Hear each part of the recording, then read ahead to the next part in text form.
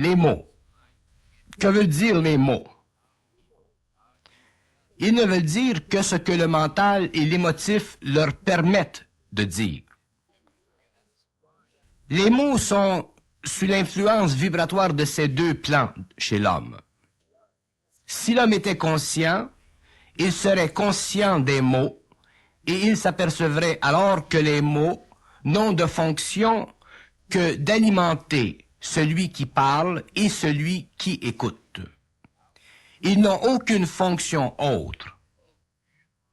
Toute autre fonction n'est qu'une déformation psychologique de la valeur réelle des mots, et c'est cette déformation qui est à la base de la tour de Babel qui s'élève encore aujourd'hui dans le monde de l'homme.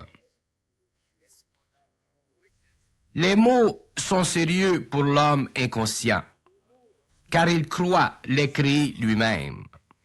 Donc, il croit qu'il réfléchisse son être, lorsqu'en fait, il ne réfléchisse que sa mémoire mécanique et absente de créativité réelle.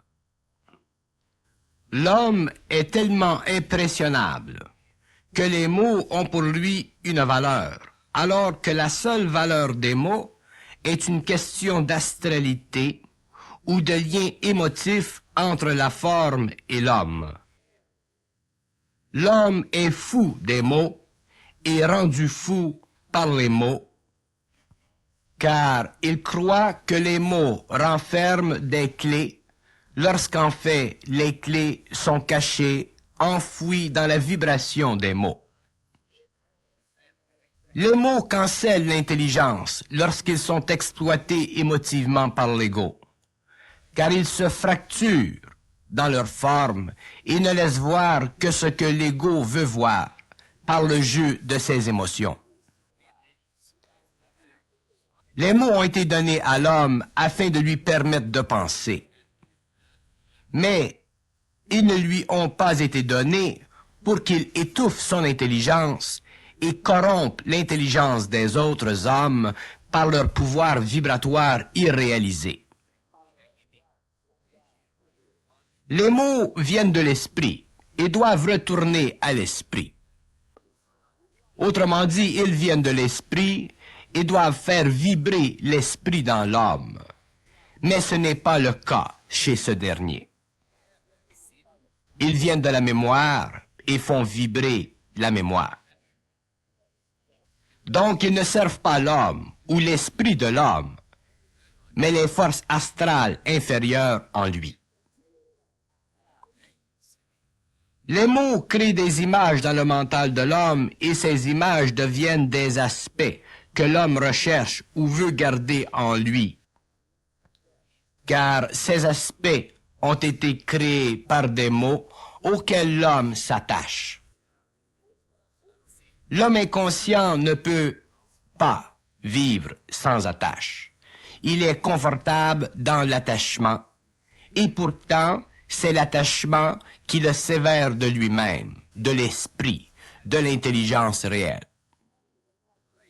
Les mots n'ont d'intelligence que lorsqu'ils ne servent plus l'ego inconscient, mais servent la vie de l'homme.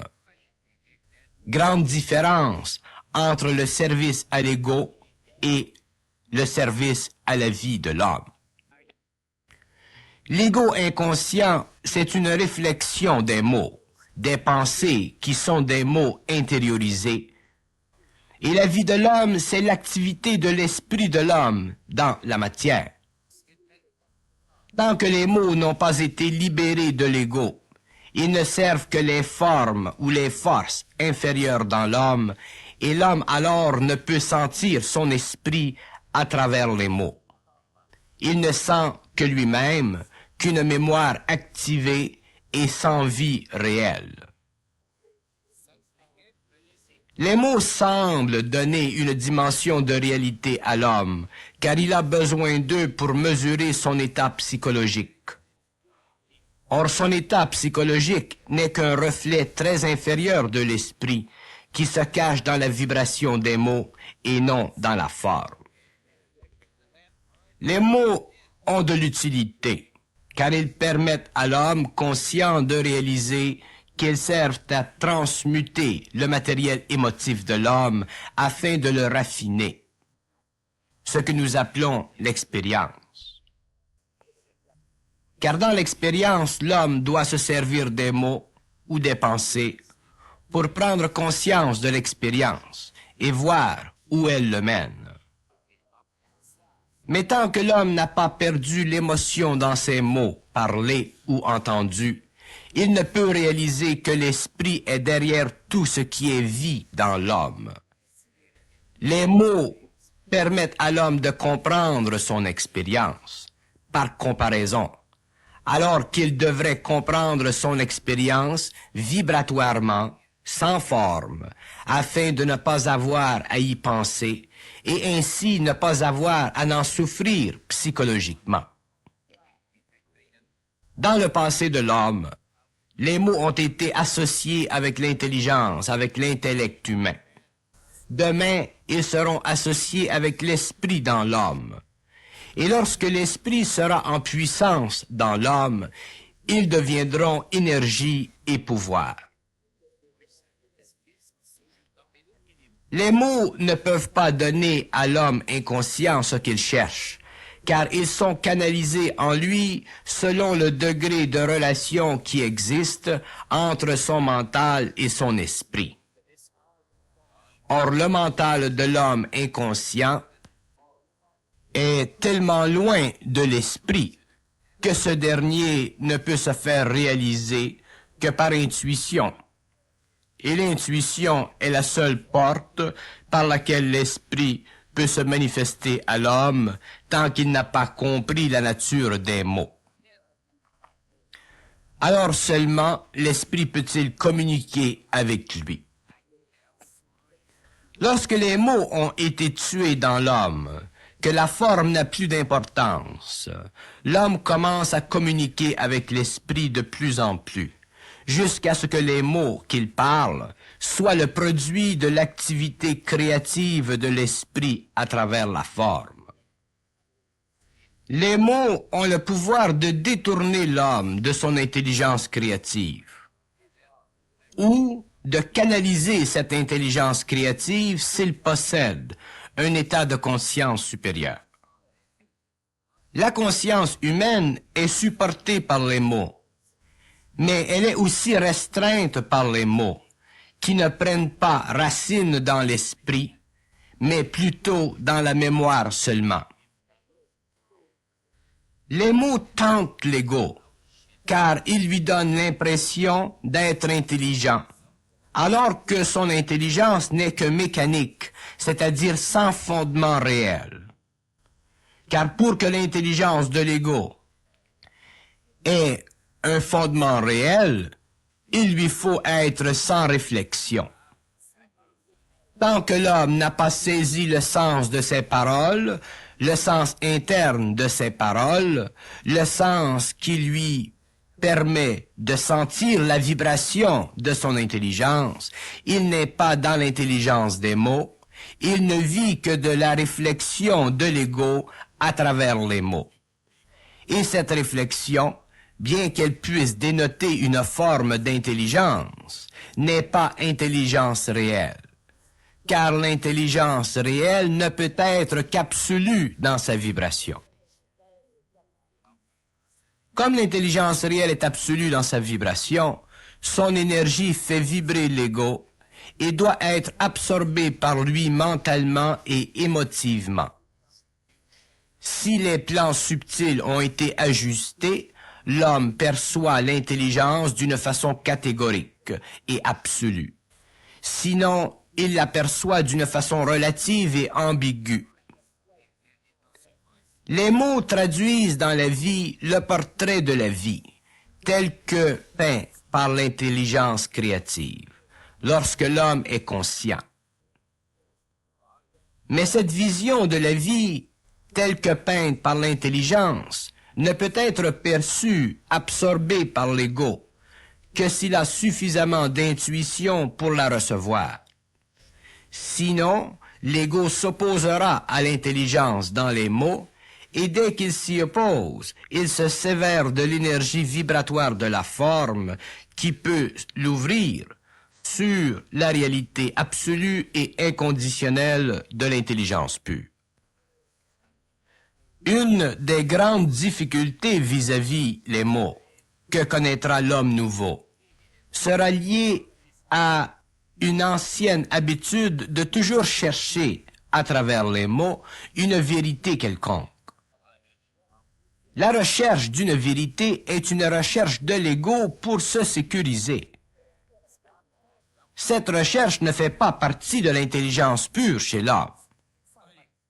Et comme l'intelligence, pour se canaliser librement, a besoin d'un passage libre chez l'homme, ce dernier sera obligé, à certains moments, de subir le choc que crée l'intelligence lorsqu'elle se moque de la vérité que recherche l'ego afin de l'amener petit à petit à se dégager de la polarité du vrai ou du faux, qui le bloque émotivement d'une réception totalement mentale de l'intelligence. Les mots interviennent dans la vie de l'homme par vagues successives, et ces vagues que nous appelons conversation, communication, servent, lorsque l'homme se conscientise, à le rendre conscient du pouvoir de l'énergie dans les mots et de l'illusion de la forme de ces mots. Passer de la forme à l'énergie est un tour de force pour l'homme. Et si l'homme de la Terre pouvait instantanément passer de la forme à l'énergie des mots, la conscience de la Terre serait instantanément supramentale et cosmique. Les mots transfèrent une quantité minimale d'énergie chez l'être inconscient, car il n'a pas la sensibilité requise pour absorber les vibrations supérieures de l'intelligence véhiculées par une forme plus puissante. Donc l'homme inconscient se nourrit constamment de paroles mortes, paroles qui ne veulent rien dire, et dès qu'il se conscientise et qu'il s'aperçoit de ce phénomène, il ne peut plus parler avec des êtres qui n'ont pas la sensibilité de la vibration dans la forme. Les mots proviennent d'une substance encore inconnue de l'homme, que l'on appelle énergie du feu électrique. L'énergie du feu électrique est une énergie qui transforme les corps subtils lorsque ces derniers en sont transpercés, car cette énergie ne peut être arrêtée par l'ego. Le mot inconscient ne possède pas le pouvoir du feu électrique, car il n'est pas conscientisé, c'est-à-dire qu'il ne peut véhiculer cette énergie, car la mentalité subjective l'en empêche. Pour que le feu électrique dans le mot puisse être utilisé par l'homme, il faut que ce dernier soit conscient de l'origine des mots, et pour le moment, l'origine des mots se situe pour l'homme dans l'esprit. Mais un jour, l'homme découvrira d'autres aspects de l'esprit et réalisera que l'esprit est feu électrique d'une certaine catégorie et que ce feu électrique a le pouvoir de consumer les matières denses de l'homme, dont le mental inférieur, l'astral, le vital et le matériel. Les mots étant un feu électrique peuvent consumer, c'est-à-dire transformer les matières subtiles de l'homme, car ils ont le pouvoir d'arrêter la formation chez l'homme d'illusions ou d'inconscience, et c'est ce pouvoir des mots qui mène au pouvoir de la parole sur les différents plans de la réalité. Les mots mangent, se nourrissent de l'énergie inférieure du plan mental inconscient et du plan astral inconscient. Ils ont le pouvoir, s'ils sont intelligents réellement, de tout manger, de tout consumer l'énergie de basse vibration sur ces plans, afin de ne laisser qu'un passage libre à l'énergie de haute vibration que nous appelons l'esprit. Ceci mène l'homme à la fusion. La fusion est un phénomène de déplacement, un phénomène qui enlève ce qui est inférieur en énergie chez l'homme pour ne laisser qu'une voie ouverte, non obstruée, afin que l'énergie supérieure de l'esprit puisse se fondre au plan inférieur et planétaire de l'homme. L'esprit est infini, donc les mots sont infinis.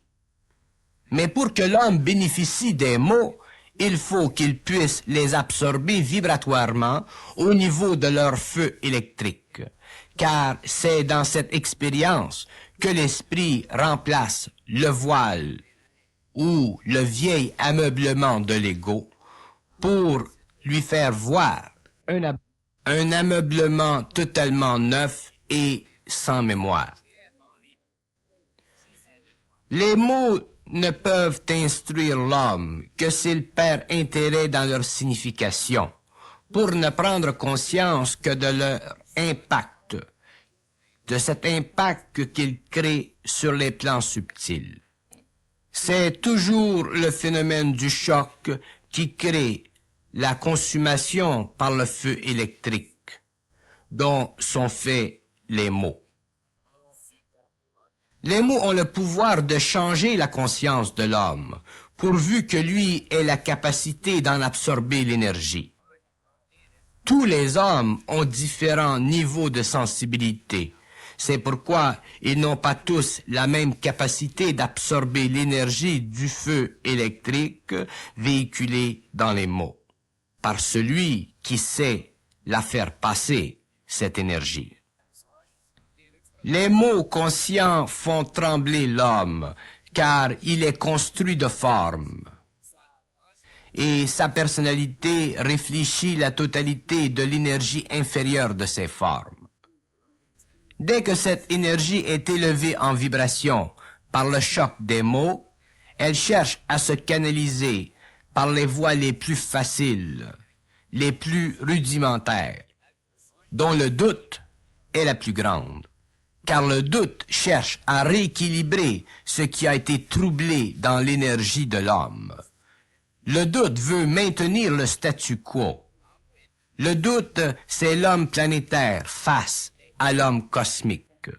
Le doute marque l'impuissance même de l'homme planétaire. Alors que les mots conscients traversent l'homme, comme le feu traverse la matière, il se crée chez lui une fin de vie et le commencement d'une autre. Car ce sont les mots, parlés par ceux qui savent parler, qui créent les conditions d'une vie nouvelle, car seule l'énergie du feu électrique peut changer l'énergie inférieure de l'homme pour lui faire connaître une nouvelle vie. Mais la nouvelle vie n'est pas facile en ses débuts, car l'homme possède une mémoire, et cette mémoire se refuse à la nouvelle vie, car elle fait partie de l'ancienne. Le feu électrique des mots, une fois qu'il a commencé à consumer les matières de basse vibration, ne peut plus être renversé, car déjà l'ancienne vie a été troublée, c'est-à-dire changée, et tout changement réel est irréversible. Les mots naissent de la nécessité et non du besoin d'expression. La nécessité d'expression fait partie du mystère de l'esprit, que l'homme ne comprend pas encore, tandis que le besoin d'expression fait partie de l'illusion de l'ego qui cherche à échapper à la réalité de l'esprit en se créant un tableau. La nécessité d'expression est la clé qui ouvre la porte à l'unité de l'homme, à l'unité du planétaire et du cosmique. Tandis que le besoin d'expression ne fait que donner à l'ego l'impression qu'il existe en tant que tel, lorsqu'en fait son existence est déjà vécue sur d'autres plans par l'esprit, à travers les illusions programmées de l'astral, rendues ou manifestées dans le temps et l'espace de l'homme. Si l'ego était conscient de ceci, il ne voudrait et ne pourrait pas vivre, car le poids serait trop grand sur ses épaules. Donc, l'ego de l'homme nouveau sera tellement transformé que l'homme pourra facilement échapper au pouvoir gravitaire de la Terre, car c'est l'ego qui garde l'homme prisonnier de la gravité. Ceci ne veut pas dire que l'homme ne pourra plus s'identifier à lui-même, mais plutôt que l'homme s'identifiera à la partie cosmique de lui-même, à la partie immatérielle et intelligente qu'il appelle encore aujourd'hui son esprit. Les mots ont le pouvoir, lorsqu'ils sont parlés par ceux qui savent parler, d'éliminer l'impression profonde chez l'homme d'un ego programmé, c'est-à-dire d'un ego qui ne peut connaître la liberté ou l'exploitation des domaines occultes de la nature. Mais pour que les mots traversent l'épaisse couche de l'inconscience égocentrique, ils doivent être soufferts, c'est-à-dire absorbés, sans recul, sans rationalisation. Car la rationalisation des mots permet à l'ego de s'attribuer quelques fragments de vérité qui ne constituent en fait aucune protection réelle contre le pouvoir vibratoire de la conscience qui sait reconnaître l'esprit à travers les mots parlés consciemment par ceux qui savent parler.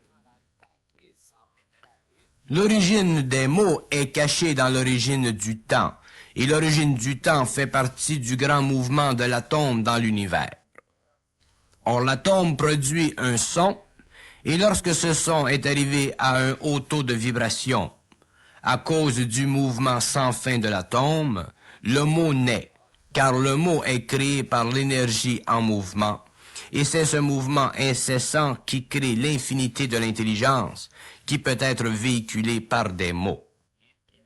Mais le mot, à un certain stage d'évolution, n'est plus forme, il n'est qu'énergie, et c'est là qu'il est puissant, car il est conscience atomique manifeste. C'est ce que nous appelons l'esprit. Donc, l'esprit, c'est la conscience atomique manifeste à travers le mot. Pour que l'homme comprenne sa position dans l'univers et sa réalité, il faut qu'il puisse sans cesse pousser les frontières de l'absolu, et seule sa conscience créative peut faire ce travail, car s'il ne peut repousser ces frontières, il se voit obligé de voir l'absolu comme une frontière, et il lui donne le nom de Dieu. Donc, il perd le pouvoir de son intelligence créative, ou il perd le pouvoir de la parole, pour le remplacer par le placebo de la philosophie spirituelle, de la philosophie psychologique, qui n'est pas une science, mais une étude psychologique de ce qui est plus près de la forme que de la conscience atomique ou de l'énergie ou de l'esprit. Les mots n'ont pas de pouvoir tant que l'ego n'a pas appris à les créer, c'est-à-dire à les vivre sans s'y attacher. Dès qu'ils s'y attachent, ils perdent leur pouvoir, car ils ne servent plus l'esprit dans l'homme, mais l'ego dans la personnalité. Et si les mots sont utilisés par l'ego, ils ne peuvent entraîner l'homme à l'intelligence. Car déjà, elle est morte en lui et remplacée par l'intellect qui est de l'intelligence morte ou mécanique. L'intellect sert le corps, la matière, mais non la vie. Il est bon d'utiliser l'intellect, mais il n'est pas bon de vivre de l'intellect. Ceci est toute une différence, car elle nous permet de voir le rapport entre ce qui est naturel et matériel et ce qui est immatériel et vital ou conscience. Que l'homme possède un bel intellect, voilà un acquis. Et qu'il y ajoute de l'intelligence réelle, voilà une richesse. Les mots ont le don, aujourd'hui, comme par le passé, de développer l'intellect et de tuer l'intelligence. Alors qu'ils devraient servir l'homme dans un cas comme dans l'autre. et surtout dans l'autre, car l'intelligence est beaucoup plus puissante et réelle et vitale que l'intellect. Tant que les mots n'ont pas été reconnus par l'esprit de l'homme, l'homme n'a pas reconnu l'esprit en lui, car les deux ne font qu'un. Mais les mots séparent l'homme de son esprit, et c'est pourquoi ils sont mauvais. Sinon, ils seraient bons, c'est-à-dire créatifs, et l'homme serait rempli d'esprit. Lorsque l'homme est rempli de paroles conscientes, il se nourrit à la source de l'énergie. Et tous ces principes inférieurs en bénéficient, car la nature veut que tout ce qui est plus puissant qu'elle la domine. Ce sont des lois d'énergie.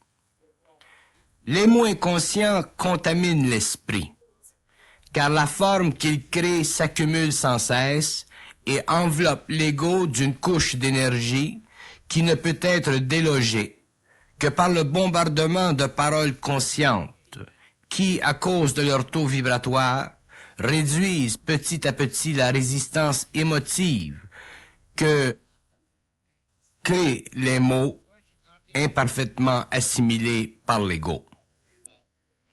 Les mots prennent leur énergie, leur origine, dans une dimension de l'énergie qui ne peut être mesurée par l'homme.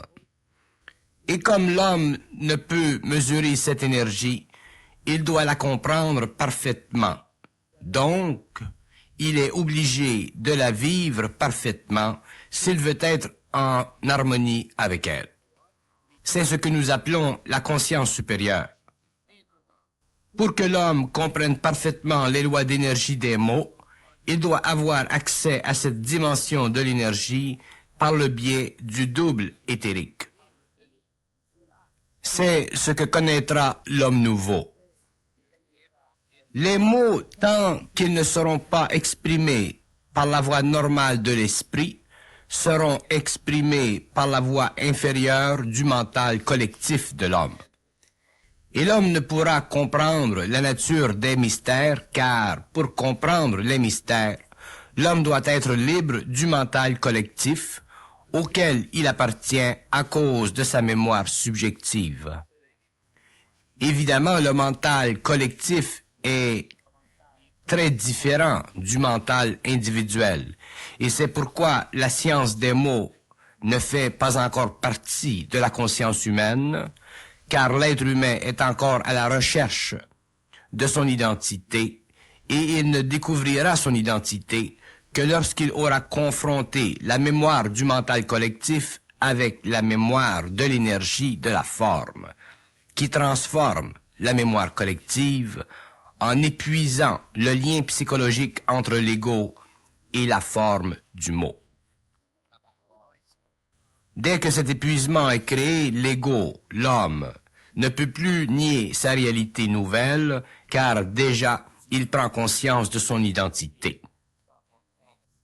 Et toute identité réelle se révèle ou se manifeste par l'utilisation inconditionnée du mot pour le bénéfice de l'homme réel et non le bénéfice des forces astrales de l'humanité. Les mots n'ont pas de commencement et ni de fin, car ils découlent de l'énergie créative. Donc, ils ne constituent pas une frontière psychologique quelconque pour l'homme. Ce n'est que dans l'utilisation subjective de leur forme, par un mental collectif, qu'ils perdent leur teneur en énergie créative et deviennent simplement des formes qui emprisonnent l'ego. Les mots traversent le temps et l'espace, car ils n'ont aucune dimension, donc ils n'ont pas de fin, pas de commencement, et c'est ce qui les rend particulièrement utiles pour communiquer, car pour communiquer, il nous faut transférer une énergie d'un point à un autre dans le temps et l'espace, et les mots servent à cette fonction de l'esprit. Mais la qualité de la communication est toujours sujette à la qualité de notre réception et de notre émission.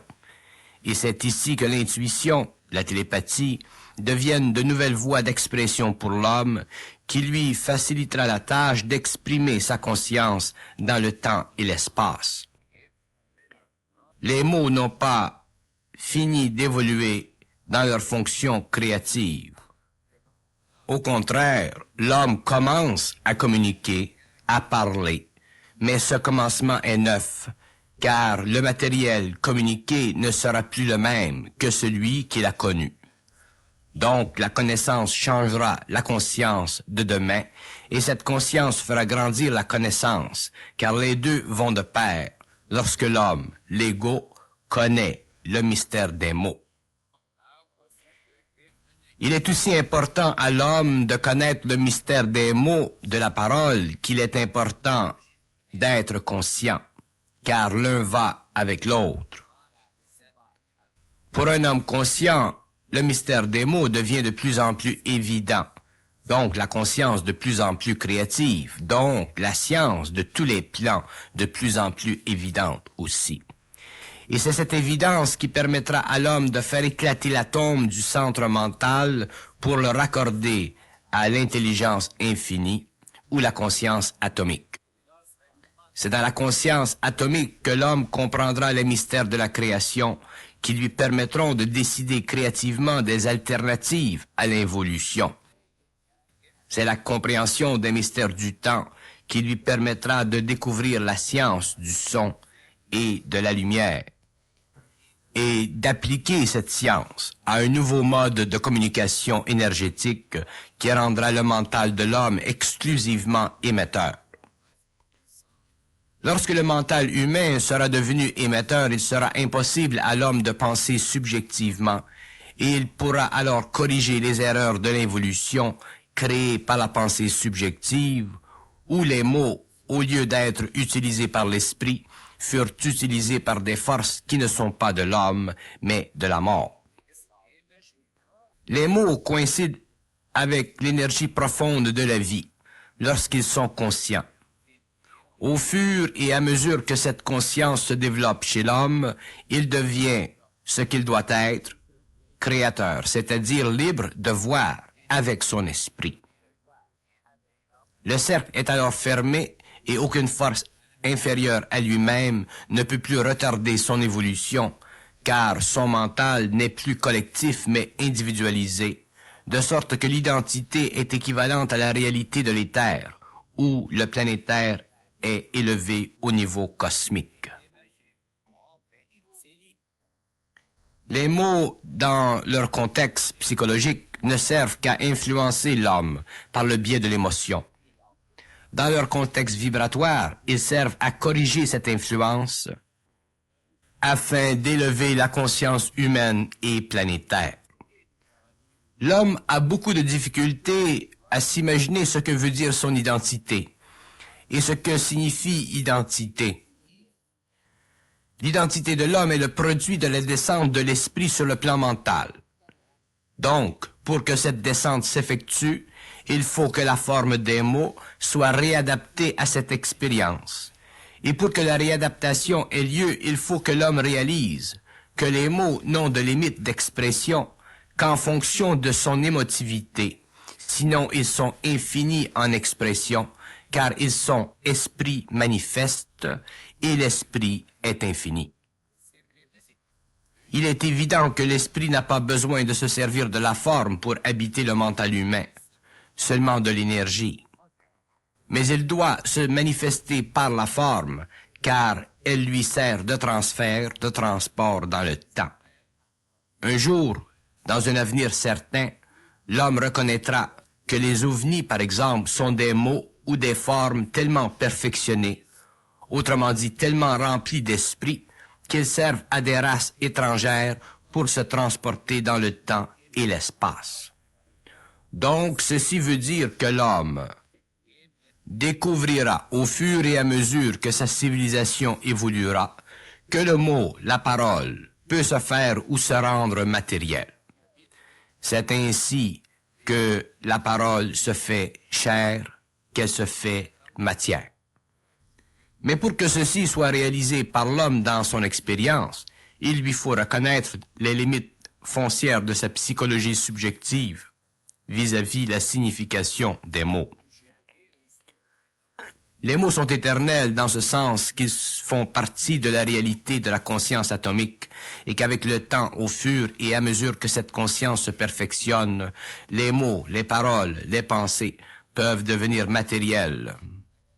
Ce sera l'âge de l'homme-esprit, où le mot se rendra parfaitement et où l'homme sera créateur du monde qu'il habite et perfectionne par son pouvoir vibratoire.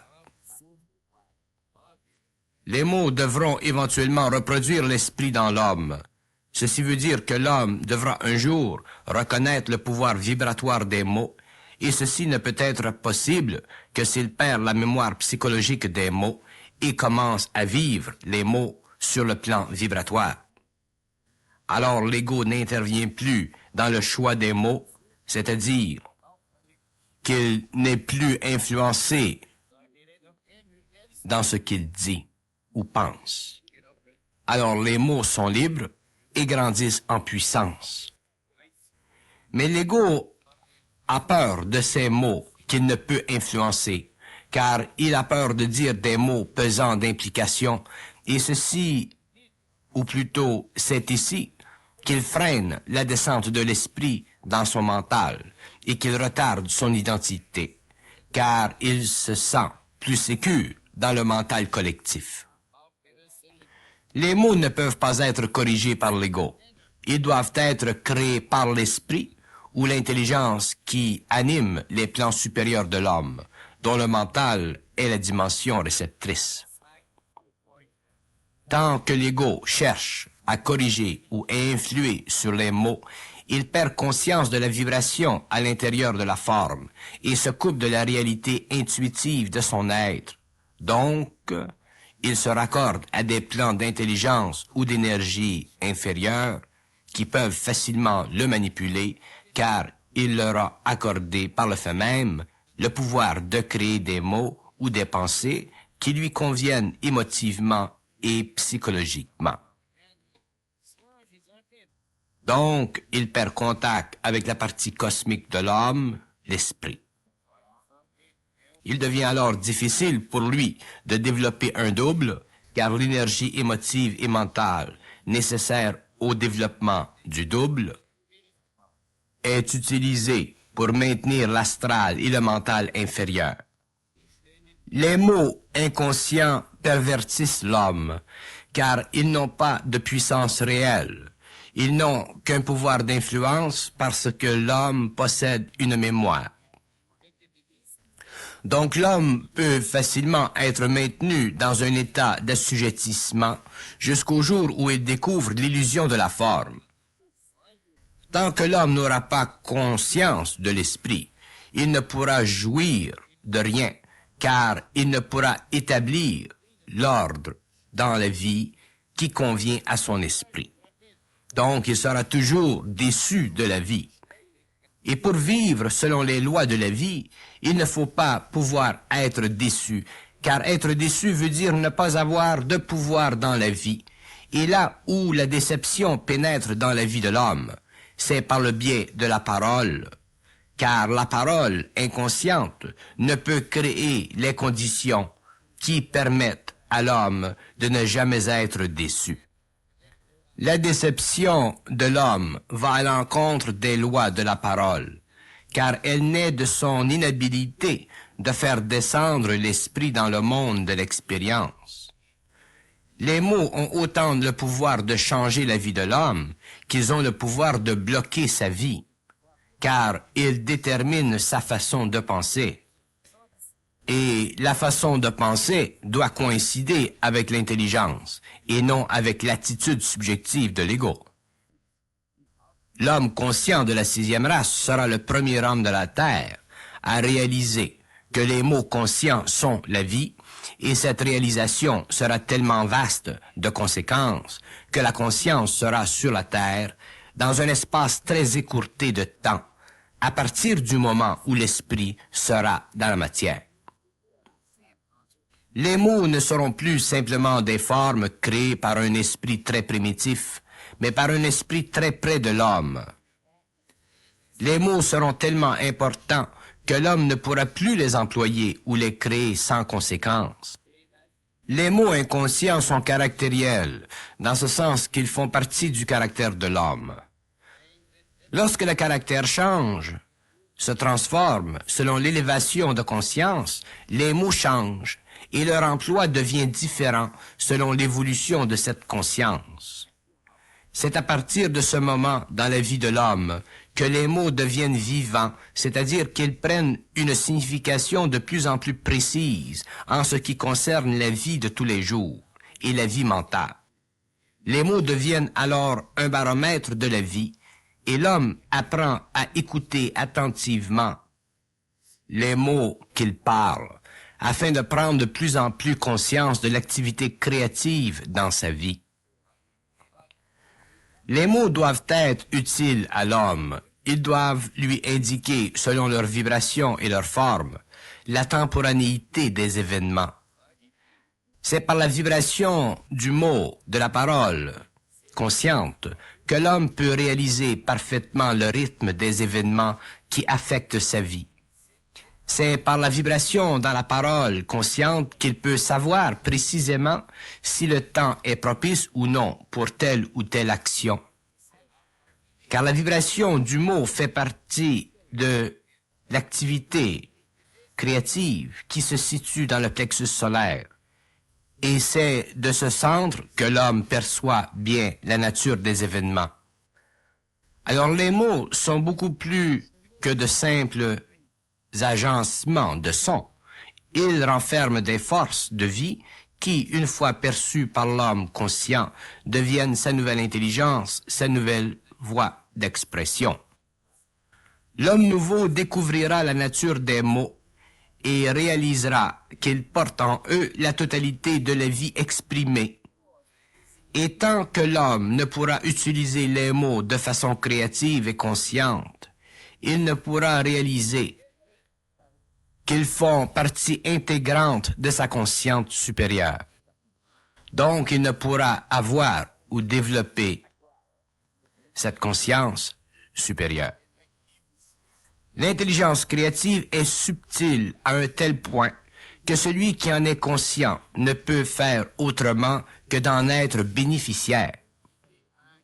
Lorsque les mots s'échappent de la bouche de l'être conscient, ils ont une valeur vibratoire qui lui indique l'acheminement des événements futurs.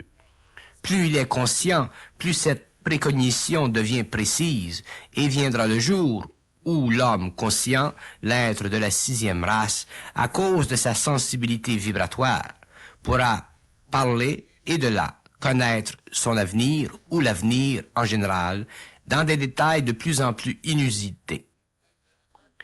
Mais pour que ceci soit possible, il faut que les mots soient détachés de l'ego, libres de son influence émotive et mentale inférieure. Ce sont les émotions dans la pensée qui tuent la pensée créative chez l'homme, et il y a beaucoup plus d'émotions dans la pensée de l'homme qu'il ne peut se l'imaginer. Les mots ont le pouvoir de l'esprit en eux, car ils sont produits, créés par l'esprit de l'homme. Mais l'esprit de l'homme n'est pas l'esprit dans l'homme.